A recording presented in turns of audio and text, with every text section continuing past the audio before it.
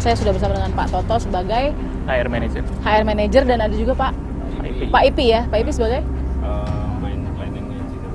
Oke, jadi engineer di sini ada Pak Ipi dan juga MPI Manager, ada Pak Ipi dan juga Pak Toto. Ini kita akan lihat di dalam PT Gema ini seperti apa Pak ya? Prosesnya Baik. sudah mulai bersiap-siap untuk produksi atau bagaimana?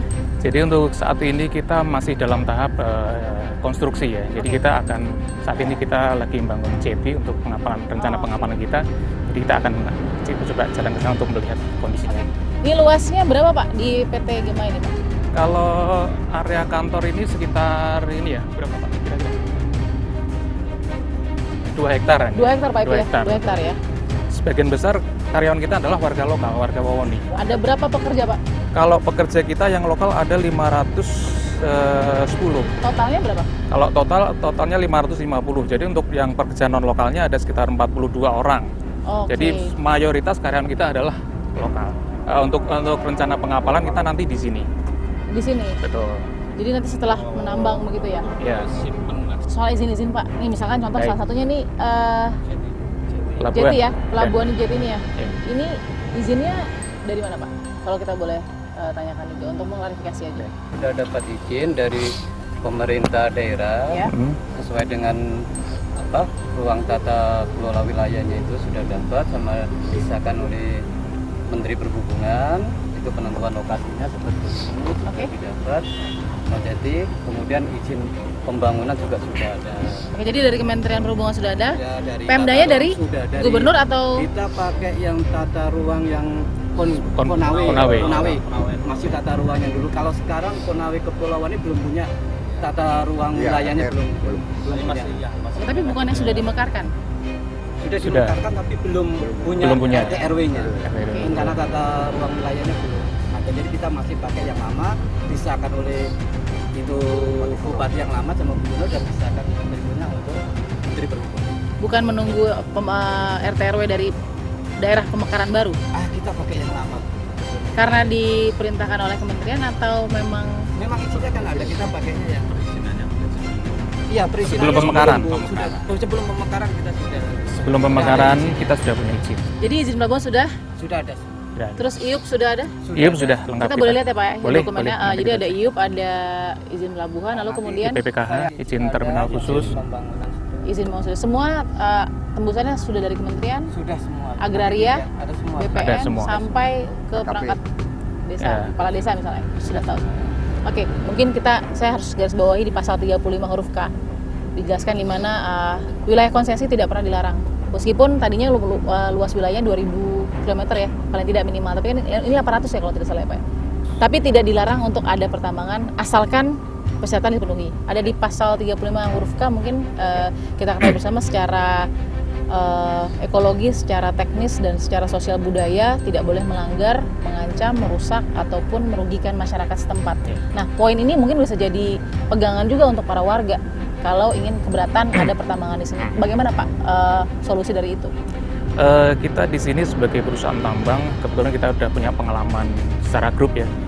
Kita punya pengalaman tambang itu di Pulau Obi, jadi kita sudah menerapkan good mining practice. Jadi semua pengelolaan mengenai tambang kita sudah lakukan secara sesuai standar. Jadi apa yang dikhawatirkan oleh warga tentu itu sudah menjadi pertimbangan kita. Jadi kita jamin apa yang jadi kekhawatiran warga tidak akan terjadi karena kita sudah pengalaman puluhan tahun mengenai dalam hal operasional tambang. Tapi kan sudah ada penggusuran Pak, berarti sudah ada yang rusak nih. Paling tidak gitu Pak, tanaman mau nggak mau ini kan kenyataannya kami melihat fakta di lapangan ketika ada penggusuran ada beberapa pohon ya pohon-pohon kebun dari warga yang sudah tumbang, tanah yang sudah terbuldos dengan ekskavator dari PT, belum lagi dari PT GKP, belum lagi kemudian mereka yang mengeluh ini belum ada proyeknya saja debunya sudah ada di ujung-ujung cengkeh kami, belum tanaman pala dan itu kan masuk dalam kategori, mohon maaf ya Pak, kalau kita bicara bahasa undang-undang nih pasal situ merusak dan merugikan masyarakat secara sosial budaya, ekologi dan juga teknis. Jadi gimana nih Pak?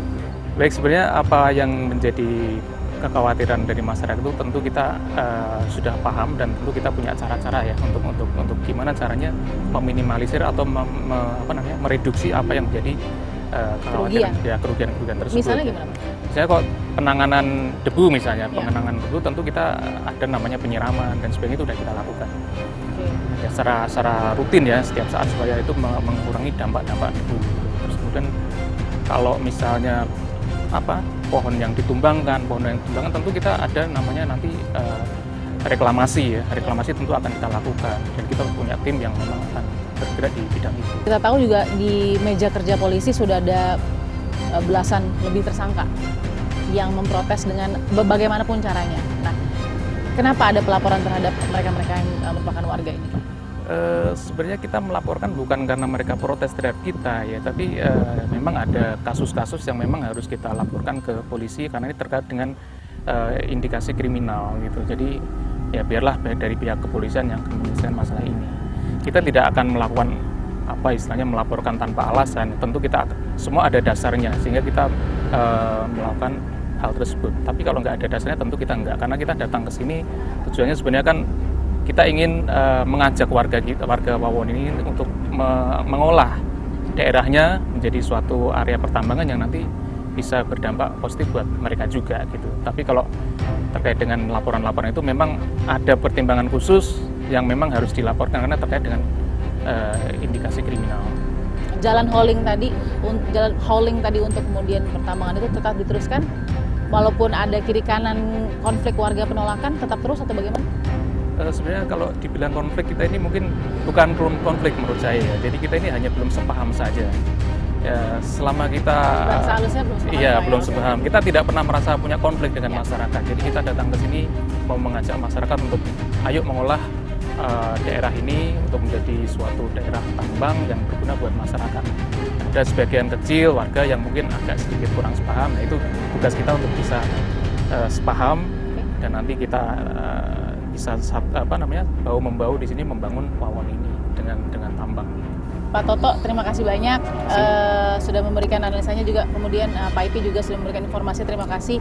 Kita masih akan lihat lagi bagaimana fakta-fakta berikutnya. Tetap bersama kami.